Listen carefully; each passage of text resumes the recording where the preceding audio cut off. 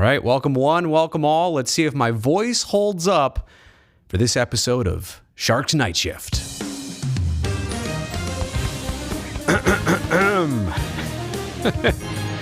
Yeah, I'm battling the voice right now. I'm still battling the voice. It was really bad over the weekend, and that's why you didn't see me. But I may have also lost it a little bit tonight in excitement in a 5-3 Sharks win, where at one point they were down 3-1, and they had just took a penalty. It looked like it was about to get worse. It looked like, the 2-1 game after 20, the one-goal deficit, it looked like it was about to fall apart. Early second period, they just could not get any handle on this game. Who would have thought? Karlsson takes the penalty, comes out of the box, Couture feeds him for the goal, then Karlsson returns the favor on a Couture goal, then Hertl scores late in the period, and then Hertl gets the empty netter. 4 unanswered goals for Team Teal in this game as they beat the Flames for the second time this season in a 5-3 final score. Welcome to Night Shift, everybody. I'm going to try and be concise and straight to the point tonight so that I don't overdo it with the vocal cords. But I think the biggest takeaway from tonight is the Sharks with another statement win in another game against Calgary, the same Flames who lead the division still at 35 points in the standings. And of the Sharks' 14 wins this year, it's not crazy to say that 6 or 7 of them have been of the statement variety. A game where you come out and maybe you're not supposed to beat Calgary tonight. Maybe you're supposed to be a little bit behind the curve, fresh off the road trip. You're still getting your legs back, so to speak. And, the Sharks did allow a goal 97 seconds into this game. Milan Lucic centered that puck to Dylan Dubé, and it just right off him, and it was not the most intentional goal of all time. So all of a sudden, Adin Hill is a little bit behind the curve there. But then Hertl, a couple minutes later, about 6.5 minutes later there, on the power play, Sharks get that opportunity. They score, they make it a 1-1 game, and then they allow a goal. I say allow, but oh my goodness, Matthew Tkachuk found Johnny Hockey out front. So 2-1 after 20, the Flames lead. So that was kind of one chapter tonight of, all right, the Sharks got, slightly outplayed, and it slightly looked that way, 2-1 on the scoreboard. But 40 minutes to go, you kind of felt like it's early, and the Sharks have at least engaged in this game. The first period wasn't terribly one-sided in favor of the Flames. Shots were 11-8, if that's also an indication. But it really became apparent, like I said, in those first couple minutes of the second period, the Sharks just couldn't possess the puck. They were chasing it. And then when Calgary scored 4:31 into the second period, it was just kind of like, all right, slap in the face. This might be where it all falls apart. This might be where it unravels for the team. And it didn't. Like I said, it was just the turn of events tonight and the bigger picture of beating Calgary again. And you really don't know this season, how the Sharks will head-to-head stack up against the Pacific Division. We see the standings right now, but it's not fair to assume that how the Sharks are going to play Seattle and Vegas and Vancouver and Edmonton when they get that chance, or the Kings and Ducks. It's mind-blowing that here we are, 26 games in, and the Sharks have only played 2 divisional games. And they've both been wins, both against Calgary. That's highly encouraging. I'm just here to say that it's these types of games that are going to matter most to this team in the next couple weeks and months, and that's going to help determine whether they are a playoff team this season or not. I think one of the big themes of the Sharks season is that they have been able to win games like tonight, a second statement win over the Flames this season. They have established a bar for themselves this year, and it could be this game, a win against Carolina. It could be the win on that Saturday night, 6-7 weeks ago when 7 players tested positive for COVID. They brought in all the Barracuda players and they still won that night. How about even opening night? They were trailing the Jets, came back and won the game. So there are so many of these statement wins and these bar-setting wins. Now, the question is, can you be a little bit more consistent in these. And I'm not asking you to be the underdog and come up on the right side every time. I know you're going to play a lot of tough teams. The Sharks are going to match up against difficult opponents, ones that they are not favored against. It's going to happen. But it's the ability to win some of these games like they did tonight, but also all of the 50-50 games and all of the games against, let's be honest, teams like Vancouver and Seattle coming up on this homestand. You got to take care of those ones too. Those ones cannot be rolling the dice games. If you're not going to win a majority of those, then these statement wins, I hate to say it, I'm not here to tell you they don't matter. I'm just saying you kind of have to have both. You have to have the statement wins, and you also need to win a lot of the games on paper that you're supposed to. You do those two things, you're going to find yourself in a very lucrative spot at the end of the season. Oh my goodness. How have we gone this long, like 5-6 minutes, and no talk of Tomas Hertl yet? Brazil, what are you doing here? Brazil, in fact, I think you deserve that. You know what? That wasn't loud enough. I feel like for production value and to really get this right, you know what? Just stand by 1 second. Let me just go ahead and bring this up here. If the sound effects aren't going to be up to par, then what are we even doing here? Let's see here. Let's go like that. Let's bring the old soundboard into play here. Yeah, let's see. Bring that up, and let's now try it again here. Okay. What? Oh, you don't want to see this stuff? You want to talk hockey? Okay, we'll get back to that. All right, Tomas Hertl, goals number 10, 11, and 12 on the season. I love the fact that he scored them in different periods, and I love the fact that he scored them in different ways. The first one on the power play, and how about this? Sharks 2 for 2 on the power play, 2 for 2 on the penalty kill. Not just, perfect on special teams both ways, but that's hard to do, right? On the PP and the PK. But Hertl, able to kind of just step into a play, and after the Sharks had a couple good looks on that 5-on-4, able to capitalize, and to have goals in 2 games in a row, I think was huge for him. He had gone so many scoreless. It had been a couple weeks. Bob Bugner had said at a recent practice he saw Hertl, just body language not in the right way. They had a talk. Hertl knows who he is at this point in the league. He knows what he's capable of, and either the talk worked or karma found itself, and Hertl all of a sudden starting to get the goals.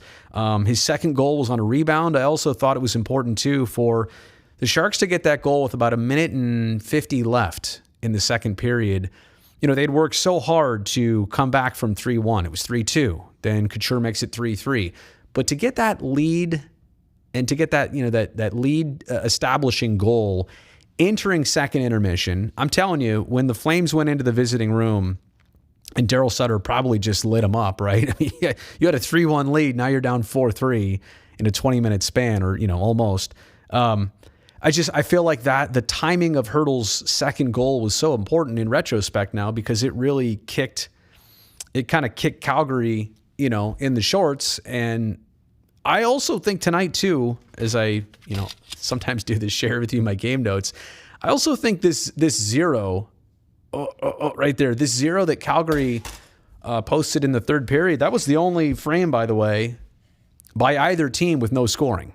But I think defensively for the Sharks to lock it down in the third period, right, to score that late second period goal by Hertl, to put Calgary behind, and then to hang on to that in the third period where they had a couple chances. And how about Lucic?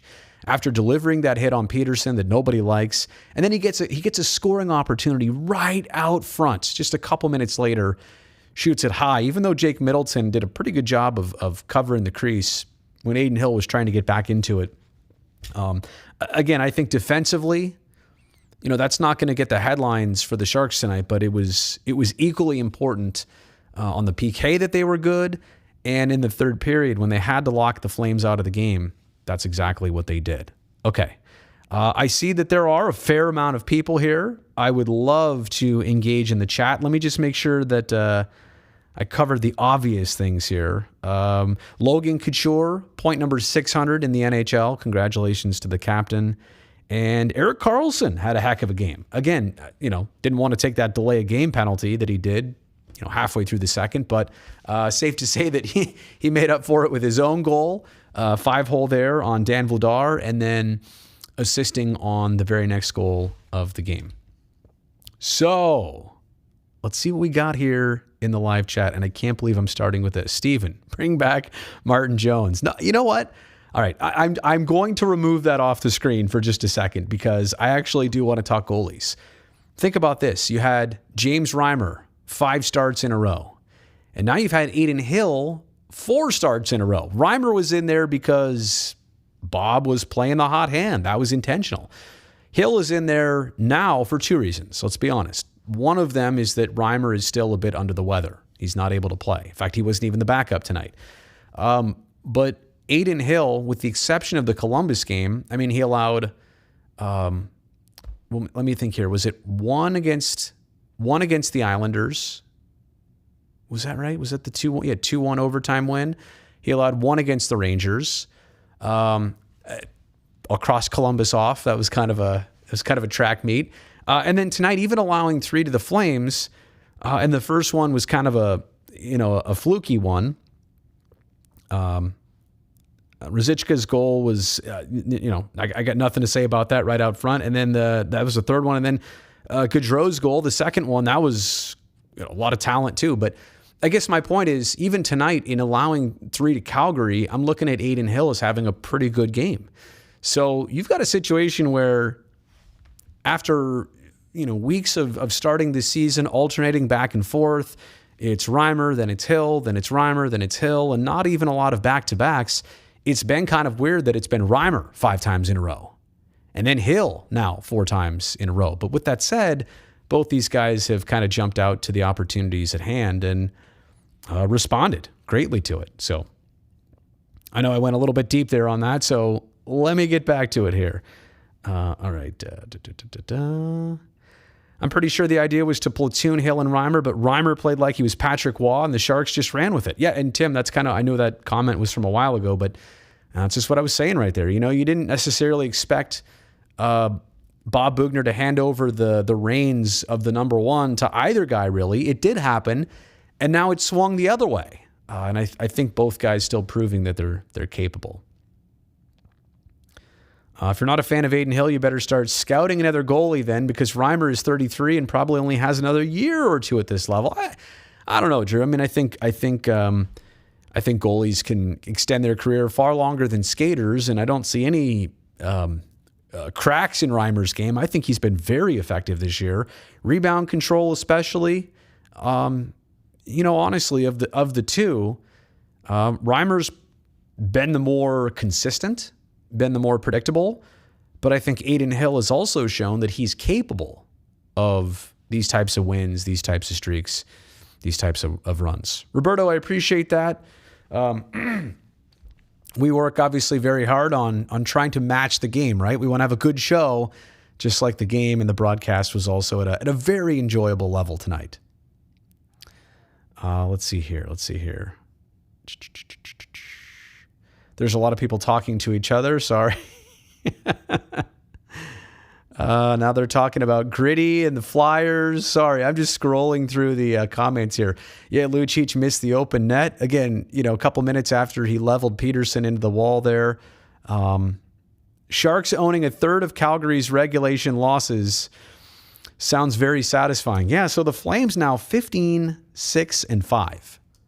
That's a 35-point Calgary team that the Sharks beat again in regulation. And that's another great point. It wasn't overtime. It wasn't via the shootout. It wasn't a skills competition. This is a second straight game that the Sharks beat the Flames in regulation. 4-1 back on November 9th.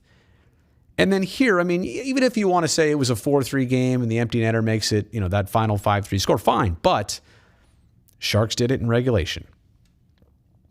Lucic should get a game for boarding. I suppose that's still a potential. I know the league, can do that. Who knows? Who absolutely knows? Let's see here. Any word on Peterson? I did not hear anything, Meg. But again, we just finished the post game, and I ran straight up here to the old conference room to get the live stream going. Oh, look how the monitor does. It goes like that when I switch to that camera. Let's see what else we got here.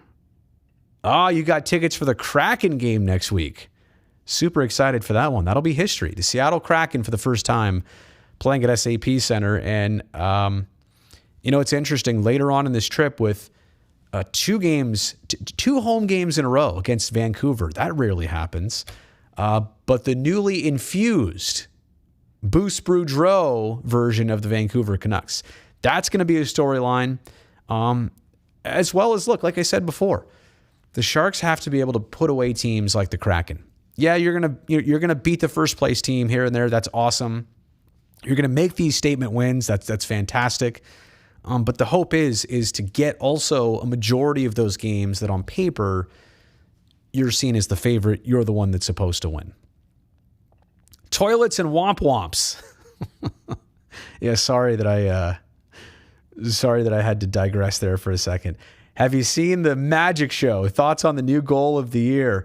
Well, we showed those highlights in our second intermission, and I got to say, somebody also commented, well, what about the Connor McDavid goal where he basically undressed it? What team was that?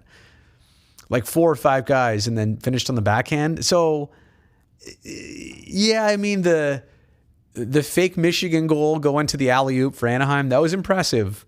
And I did say it was goal of the season. So I guess I can't back away from it now, but yes, I did see it, and it's definitely up there. Special teams clutch tonight, 2 for 2 on both sides.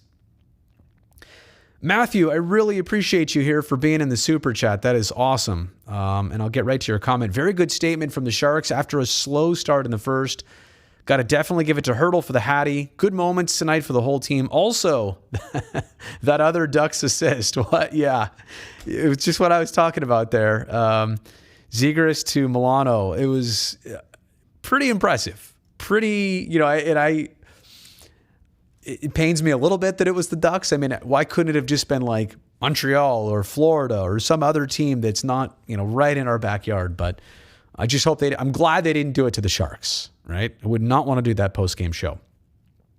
Matthew, again, appreciate the super chat. As a lot of you know, these go directly back into funding the channel, equipment, all this other stuff that's a necessary thing.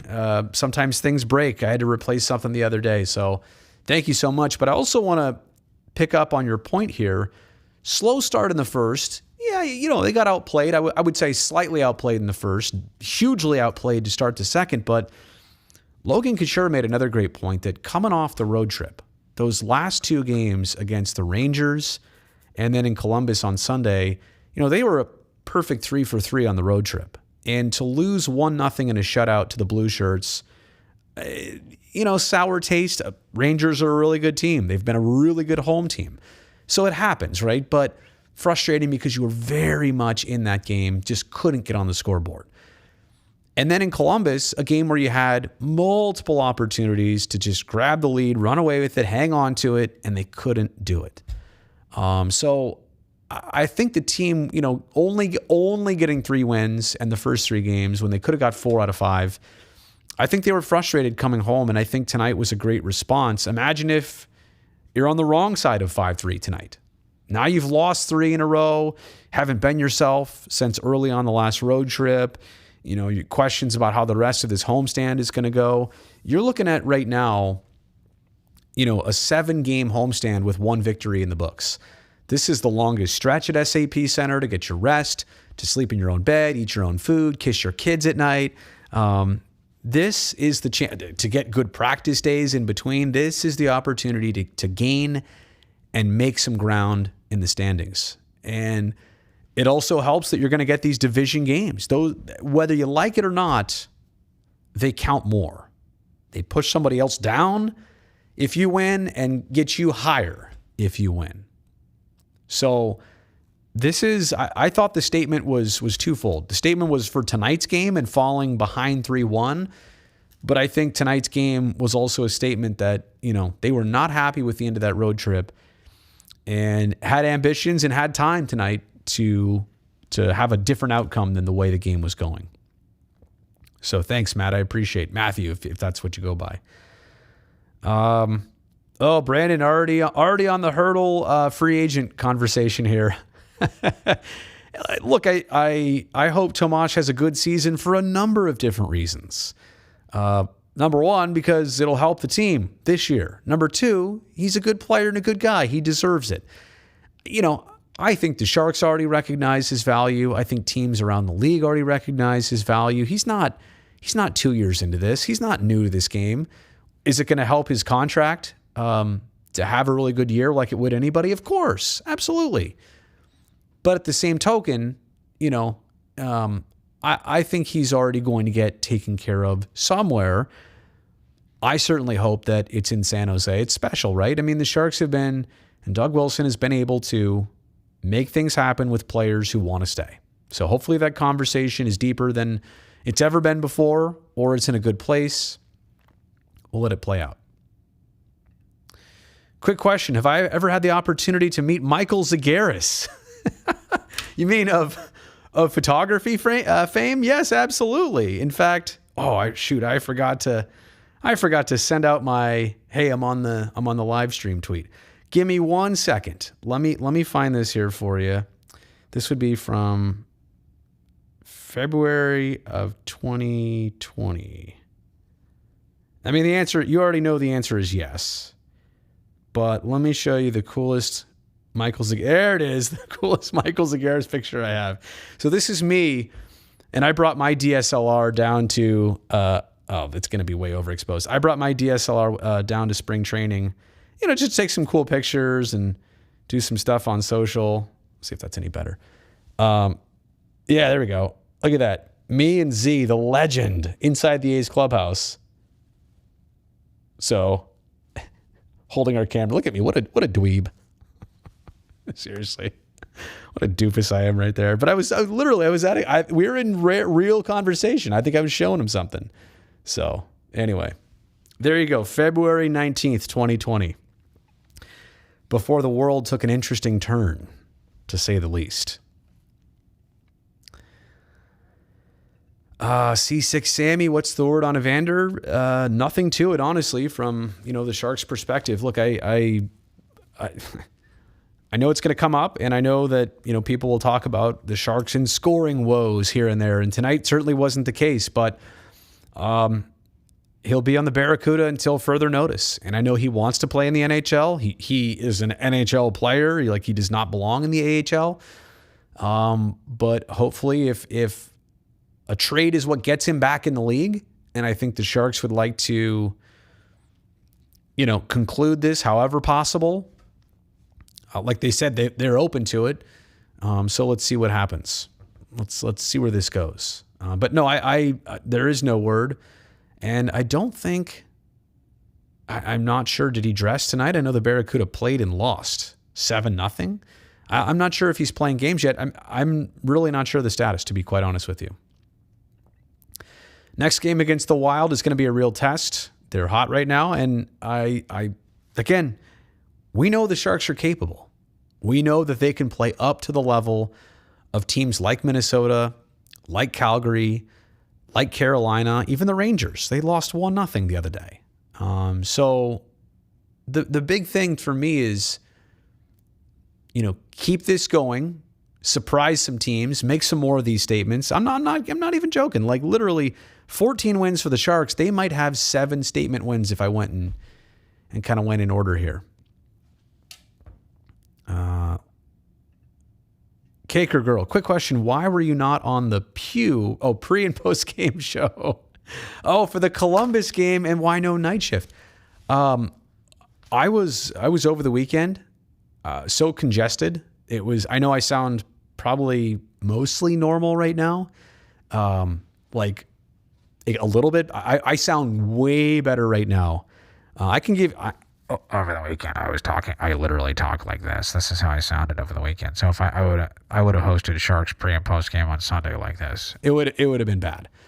And by the way, this mic and this whole setup, this is making me sound way better than I actually even do in person. Still kind of gravelly and just getting over that. Could have been allergies too, because I took some, what's it called? Oh, shoot. See, because I don't have really allergies, so I never take this stuff. Oh my gosh, somebody put it in the chat. You know, the tiny little pill you take for allergies. What said Ambien? I'm like, yeah, it's not Ambien, you dope. Anyway, I had a little itch in my nose, draining. It was, yeah. So that's the answer to that. Oh, Chase, there you go. You're more on the know than I am. Vander's going to make his AHL debut December 11th against Abbotsford at home. Oh, Kim, thank you. Claritin. Oh, thank you so much. Chase, it wasn't Zyrtec. Kim had it right here. It was Claritin.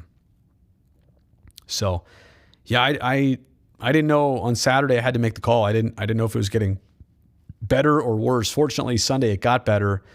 Yesterday, way better. And then today, well enough, I think. You're welcome, Caker Girl, for always doing the late shows and for all the other fans. Yeah, I love it too. I mean, I do a whole full 30-minute post-game show, but I feel like there's just always a little bit more to add in these situations. You're a regular. I appreciate that. Maddie's a regular too. Heard much about Reimer. You missed Bugner's pregame. He, from all I understand, he's just been under the weather, and he wasn't even the backup tonight. But whether they're trying to keep him away from the team. Also, it's funny. It's not funny. It's crazy is the right word in these situations. When it's an illness and it's not COVID. It's kind of like me the other day. And I sounded terrible on Sunday, but, some people try and push through it in normal times because we're not in a pandemic, but I think the smart thing to do is if you're not feeling well and you don't want to pass it along, you don't want to extend this and make it worse for your teammates, just stay away until you're right.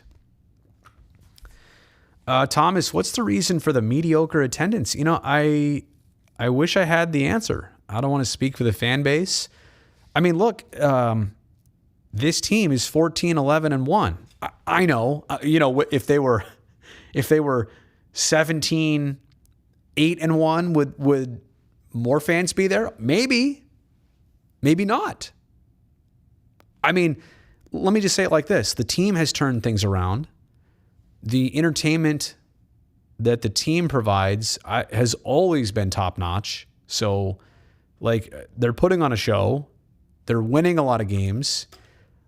We are still in a pandemic. And I realize a lot of people hear me saying that and they see it in different ways. Some people are living a very normal life right now.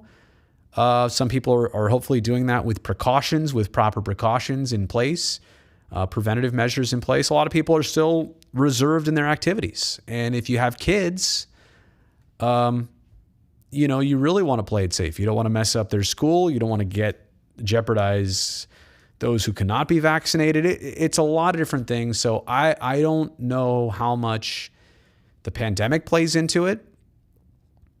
I don't know how much it's situational. I do not know, Thomas, and I see it. I definitely don't.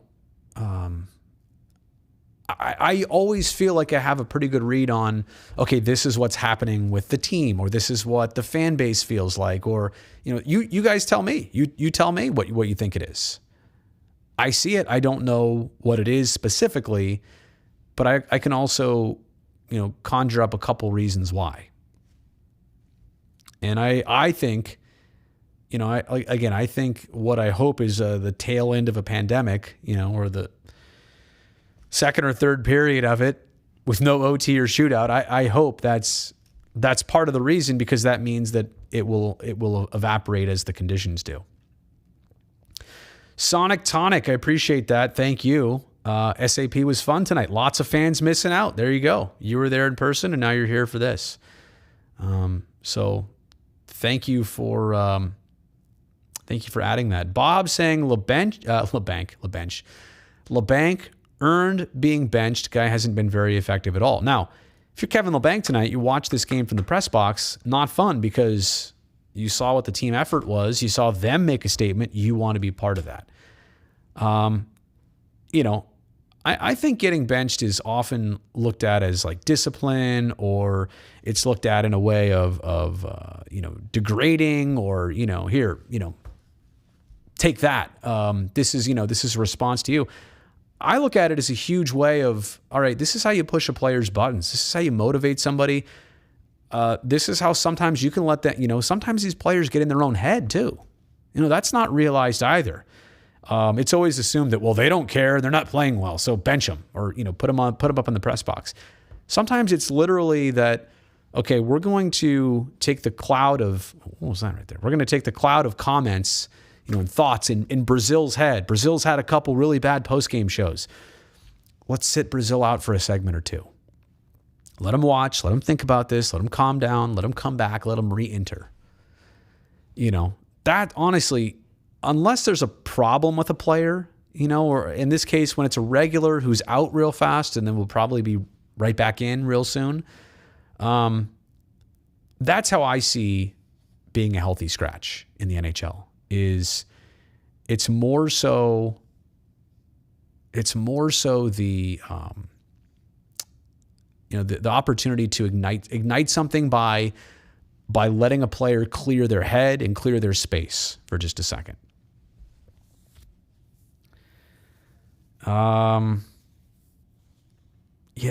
Vaccination rate in Santa Clara, is it only 64%? I don't know. So I'm not going to quote that as knowing for sure or not.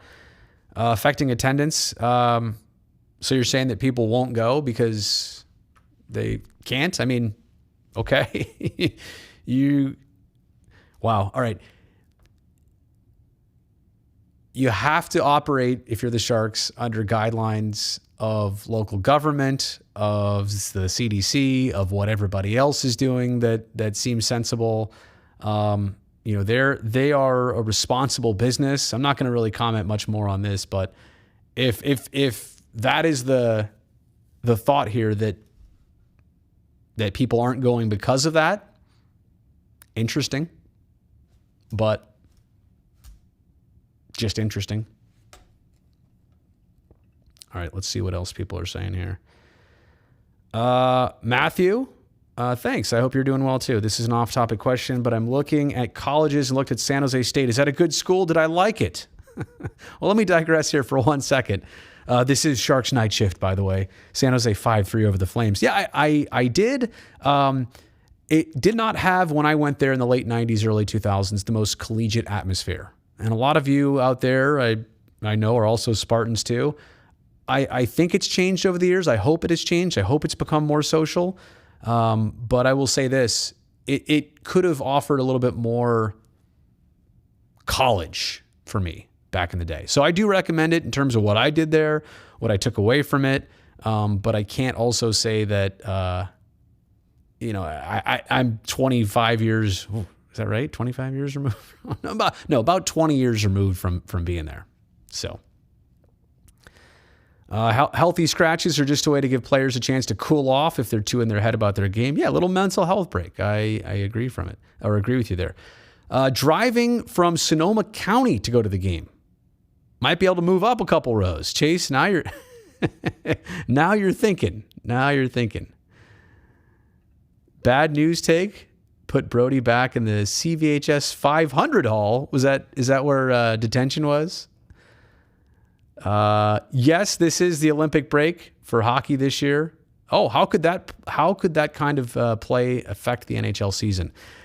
So, as far as I know, the Olympics are on as of right now, and it's going to be the first couple weeks of February. So I think by then the Sharks will have played enough games that we know where they stand in terms of halfway through the season, playoff ideas. Might they trade for somebody? Has the Evander Kane thing been settled? I think all of that is good. That it's we're not having the Olympic break in a portion where it's earlier, and it's nice to have the season established before you shut her down for 3 weeks. So I think, Matthew, and You hope everybody comes back that goes over there healthy to their respective teams. You don't want that to alter a team season. That's the worst thing to think about, whether it's somebody in your own team or elsewise. But I don't know. I really don't know how. We don't know yet how the Olympic break will affect this year's season and these teams. But generally, there are some teams that were red hot that can't find it. Conversely, there are some teams that do just fine through a couple weeks break, and sometimes there are teams that turn it on after the break. But maybe because this year, it's a little bit past the midway point. Maybe it's less of an impact because it's not as late as it sometimes is. All right, let's see here.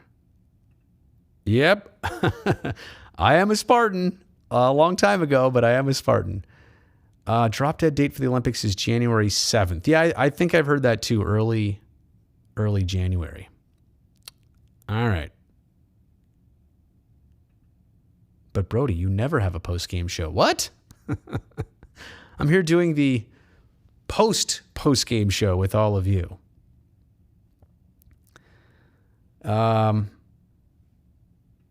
That's COVID in China, mandatory 3-week quarantine. Imagine NHLers getting stuck there for 3 weeks during the season. Yikes. Yeah, I hadn't thought about that. But I think, Bob, to that point, and I know you're bringing up a hypothetical there. I mean, imagine just the logistical stuff of getting all the players over there and being able to participate, and then being in a different team environment and constrained, and then coming back. I mean, it's just... wow, to do it properly, like this is a heavy lift in the middle of a hockey season. It really is. Predictions for the Sharks this year. Great question. I think we'll know around the 40 game mark. We'll have a better idea, and we're only 14 away from that. But if you're telling me the Sharks at 40 games are, let's just do the math here. Let's say there's something 3, and let's say they lose. Let's see, 14 more games. Let's say they lose 5 more. So there's 16, 19, 21, 16, and 3. That puts them at 42, 45 points after 40 games. That's a 90-plus point season. Now, I don't know what the division's going to shake up like. I also don't know how the Sharks are going to do against the Pacific. How are they going to do against Edmonton? How are they going to do against the Ducks and Kings? Those are kind of large variables. So, Brody doing math. It's not pretty, is it? You threw your buddy's hat onto the ice for the Hertl hat trick. You know what's funny, Pablo, is over the years I've seen that trash bag down by the dressing room, or trash bags, usually it's a couple bags, that have all the hats. I'm like, I actually never really know where they go. But it's actually kind of a cool thing because a hat trick happened that night. It's also kind of a sad thing because for some people, they've had that hat for years, right? And that's been like, they wore that hat to this and that. And then this is the night they finally decided, whoosh, I'm done with it. I got to be done with it. I'm going to admit something right now. I'm a selfish person. I would never wear a hat to a hockey game. Okay? Because, number one, I would never buy a hat or wear a hat that I didn't like. So why would I wear it to a hockey game on the chance that somebody would pull off a hat trick and I've got to take it off, I've got to throw it on the ice? Think of the pressure. We've all been there, right? Well, no, I take it back. I have not necessarily been there. I don't wear hats to hockey games. And also this, like, you're inside. I get it. It's another way to show support of a team. But hats are for baseball games. Hats are for outdoors. Why are you wearing a hat? This is also not the 1940s where like a top hat is part of the dress code. I mean, Brutus says it great here. I would have a special hat trick hat. Wow, Brody, because it's a hat trick. Duh. Yeah, I'm saying, though, why would you wear a hat? Why would you wear a hat to a hockey game knowing there's a chance you might have to give it up? Okay, so let's bring in the other scenario. If I were to ever wear a hat to a hockey game, it would be one that I don't care if I part ways with. Like this zip up, right? I actually wear this a lot for some reason. It's just simple. It's Lululemon. It's comfortable. It's lightweight. It just, it's gray. So any color shirt underneath it matches and it doesn't wrinkle. Like, okay, but if the rule was I had to take this zip up off and throw it on the ice if somebody got a hat trick, I would cry. Yeah, I know. Maybe I'm a little bit too attached. I just, by deduction, right? I wouldn't buy a hat if I didn't like it. I wouldn't wear a hat if I didn't like it. I wouldn't wear a hat to a hockey game because I don't want to part ways with that hat. Whether it's sentimental to me or just aesthetically cool or like it's from a concert I went to or a place I visited that I can't get that hat like instantly all over again or they don't make it anymore. Hat tricks are great. Throwing your hat on the ice is an awesome tradition. I'm just not doing it. I'm going to, by the way, make that into its own separate video. That little rant right there. Oh, his favorite hat too. Oh, Pablo. Damn. All right. Caker girl. Lululemons are nice. Hats are comfy. Yeah, the All-Star game is in early February, right before the Olympics. Oh, yeah. I should have clarified that. All-Star game in Las Vegas, by the way, right before the Olympics in China. He had two hats on you. Throw your Vegas jersey on the ice. I've been thinking about this as I do the rest of the live stream. I just want to close out with one comment. People were asking about the attendance, and I never had thought about, the requirements of entry as honestly that did not even cross my mind. But that is the case if you want to go to a basketball game in San Francisco at Oracle Chase Center. That's kind of the rule with a lot of other places that have similar structures and similar rules in place. So I'm not going to dive too much deeper into that. I'm honestly, that's not what Sharks Night Shift is about. We can have that chat on a different video. But my point is that, when asked about attendance, I think there's a bigger crowd of people who are just playing it safe still. I think that could be part of it. But as for, like I said, the product and the team and what's out there, this is something that if this team were playing this way and they'd turned it around in 2018 or 19, I think this is a team that would be supported by the fans. And they would have 16 and 17,000 on a regular basis. I think it was 10,500 tonight. So those are the things that I'm looking at as probably playing a factor. Thoughts on the Lucic hit? It's Lucic. Glad I don't think anybody's dramatically injured. I hope not. I don't know, but don't like to see that stuff. Ben already calling for the suspension. So anyway, all right. Let me close it out. Let me play us out with some music here. But, to recap tonight's game, just to consider what happened at SAP Center tonight, you start a homestand, your longest of the season, 7 games. First place team in your division rolls in. They want revenge because you beat them 4-1 last time out about a month ago. Total statement win by the Sharks.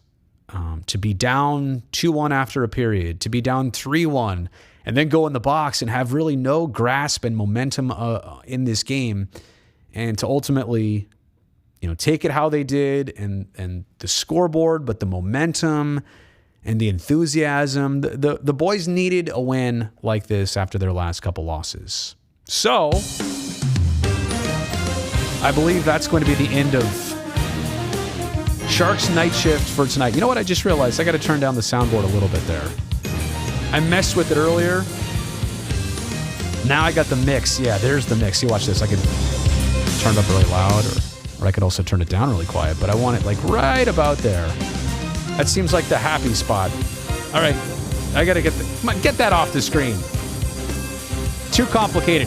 It's become too late here on Sharks Night Shift. I've officially lost it. Thanks for hanging with me. Thanks for hanging with my voice. I will rest it tomorrow and then come back with you here on Thursday. Sharks hosting the Minnesota Wild.